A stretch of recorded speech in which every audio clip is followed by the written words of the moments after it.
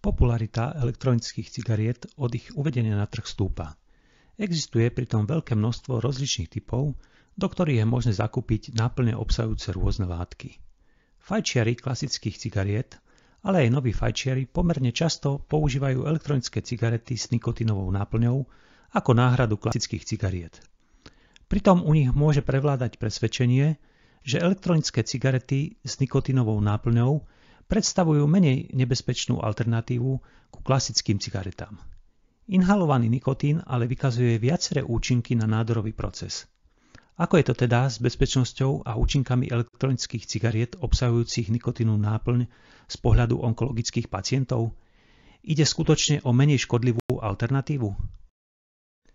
K dispozícii sú viaceré fakty, ktoré dokladajú, že používanie elektronických cigariet obsahujúcich nikotínovú náplň môže nielen zvyšovať riziko vzniku nádorovej choroby, ale čo je nemenej dôležité, môže priamo stimulovať rast nádoru a vznik metastáz a tiež znižovať účinnosť protinádorovej liečby.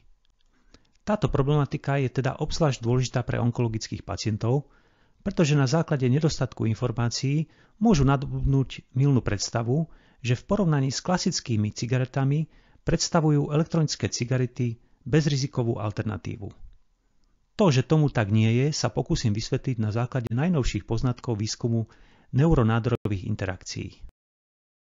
To, že fajčenie klasických cigariet je pre ľudský organizmus škodlivé, je neoddiskutovateľným faktom.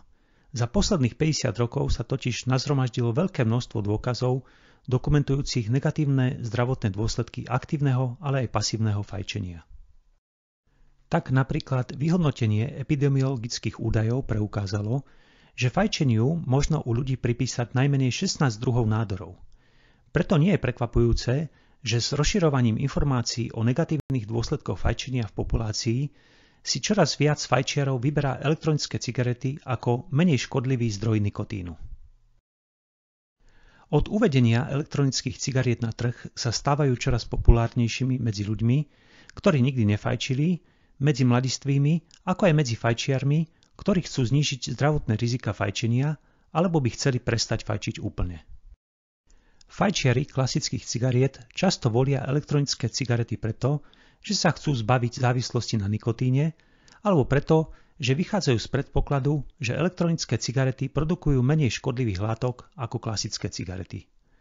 Pritom sa ale prehliada jeden významný fakt, a to je koncentrácia nikotínu v náplniach elektronických cigariet. Aj keď prvá generácia elektronických cigariet umožňovala ich užívateľom inhalovať relatívne malé množstvo nikotínu, používatelia novších modelov inhalujú množstva nikotínu, ktoré sú výrazne vyššie ako pri fajčení klasických cigariet. Obsah nikotínu a jeho dávku do organizmu sa výrobcovia elektronických cigaret totiž snažia neustále zvyšovať.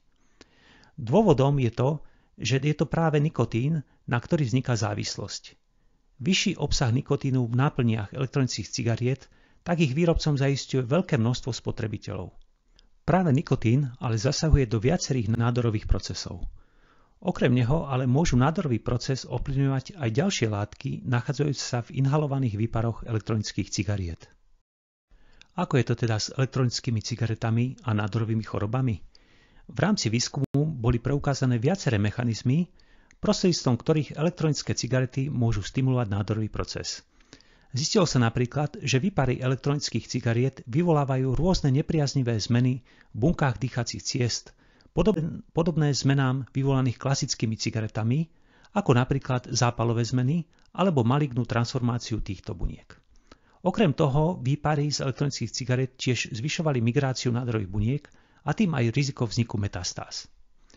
Nepriaznivé účinky elektronických cigariet sú okrem iného v ľudskom organizme sprostredkované aktiváciou nikotínových receptorov na nádorových bunkách a iných bunkách nádorového tkaniva. Nikotín aktiváciou týchto receptorov zlepšuje prežívanie a stimuluje množenie nádorových buniek, ich metastázovanie a môže tiež znižovať účinnosť protinádorovej liečby. Tieto priame účinky sa pritom nemusia týkať iba buniek nádorov plúc, ale aj buniek nádoru pankreasu, hrubého čreva a ďalších typov nádorov.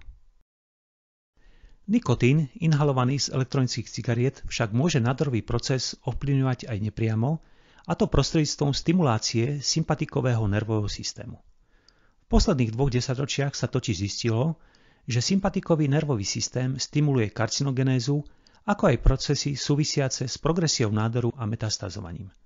Tieto účinky vyvoláva noradrenalín uvoľnený z nervových zakončení v tkanivách inervovaných sympatikovým nervovým systémom, ako aj adrenalín a noradrenalín uvoľňované z drene nadobličiek do krvi. Predklinické a klinické štúdie preukázali, že noradrenalín a adrenalín prostredníctvom väzby na beta-adrenergické receptory potenciujú vznik mutácií DNA, znižujú účinnosť mechanizmov opravy DNA, aktivujú onkogény, inhibujú zápal podporujúci nádory, inhibujú protinádorovú imunitu potlačaním aktivity protinádorovo pôsobiacich imunitných buniek, priamo stimulujú proliferáciu nádorových buniek väzbou na beta-adrenergické receptory nachádzajúce sa na týchto bunkách, chránia nádorové bunky pred zánikom, potenciujú tvorbu nových ciev, ako aj prestavbu lymfatických ciev v nádorovom tkanive, zvyšujú aktivitu enzymov odburávajúcich medzibunkovú hmotu, čo umožňuje nádorovým bunkám ľahšie sa pohybovať a stvujú mobilitu a deformovateľnosť nádorových buniek spolu s rozvojom metastáz. Je pritom dobre známe, že nikotín inhalovaný z cigariet v dôsledku svojho stimulačného účinku na viacerých úrovniach sympatikového nervového systému zvyšuje v organizme uvoľňovanie noradrenalínu a adrenalínu. Dôležitým je pritom zistenie, že akútny stimulačný účinok elektronických cigariet na sympatikový nervový systém je sprostredkovaný práve inhalovaným nikotínom. Aké majú spomenuté zistenia konsekvencie? Na základe uvedených nálezov je zrejmé, že otázka používania elektronických cigariet je obzvlášť dôležitá pre onkologických pacientov. Ako uvádzajú štúdie, popularita elektronických cigariet stúpa nielen vo všeobecnej populácii, ale aj medzi onkologickými pacientmi. Tento nárast používania elektronických cigariet u onkologických pacientov môže byť dôsledkom toho, že elektronické cigarety sú vnímané ako menej nebezpečná alternatíva ku klasickým cigaretám. Tento predpoklad je založený na zisteniach, že elektronické cigarety produkujú menšie množstvo škodlivín v porovnaní s klasickými cigaretami.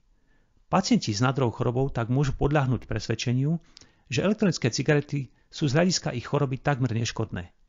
Ako som už ale spomenul, stimulačný účinok nikotínu inhalovaného z elektronických cigariet priamo na nádorové bunky a nepriamo stimuláciou sympatikového nervového systému môže predstavať významný faktor, ktorý stimuluje progresiu nádorovej choroby.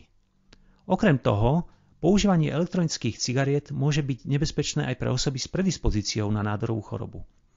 Je potrebné brať do úvahy aj to, že stimulačný účinok nikotínu na indukciu a progresiu nádorových chorôb môže súvisieť aj s inými formami podávania nikotínu, napríklad náplasťou, covy alebo ústnym sprejom, inhalátorom, žuvačkami a pastilkami obsahujúcimi nikotín. Vzhľadom na nárast počtu nových fajčiarov, ktorí začínajú používať elektronické cigarety namiesto klasických cigariet, je potrebné, aby si boli onkologickí pacienti vedomí možného stimulačného vplyvu elektronických cigariet na nádorový proces. Onkologickí pacienti, ktorí nechcú prestať fajčiť a chcú prejsť z klasických cigariet na elektronické, by preto mali vziať do úvahy skutočnosť, že aj elektronické cigarety vykazujú viaceré škodlivé účinky, že pôsobia stimulačne na nádorový proces a že znižujú účinnosť protinádorovej liečby. Preto je potrebné, aby onkologický pacient obmedzil príjem nikotínu, a to pokiaľ možno úplne. V prípade záujmu môžete viac informácií nájsť v týchto publikáciách. Ďalšie informácie o neuronádorových interakciách, vplyve stresu na nádorové choroby a o možnostiach, ako tento nepriaznivý vplyv obmedziť, môžete nájsť na webovej stránke www.stressarakovina.sk.